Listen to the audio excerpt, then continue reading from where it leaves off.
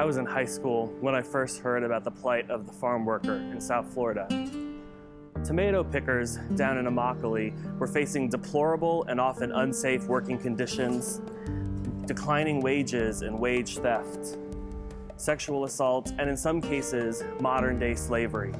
I remember feeling complicit in these injustices. After all, I was literally enjoying the fruits of their labor. And yet somehow, I also felt completely powerless.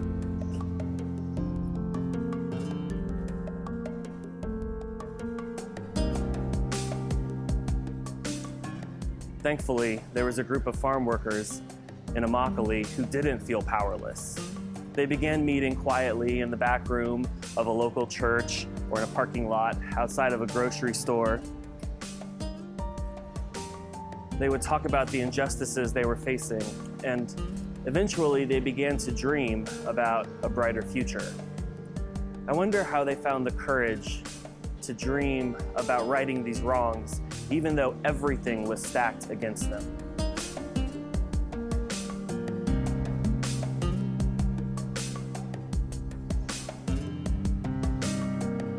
Slowly, the group began to grow, and eventually they were large enough that they could start winning small victories through hunger strikes and work stoppages.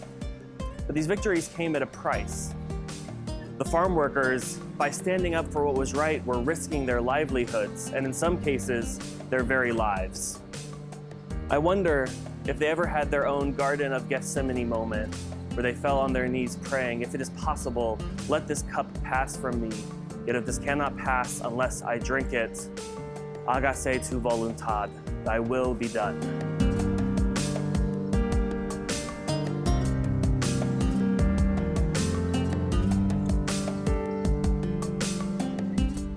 I wonder how they found the courage to keep fighting, even though it seemed like they would never win. I wonder why they kept marching and protesting, boycotting, and hunger striking, even when it seemed like justice was an impossible dream.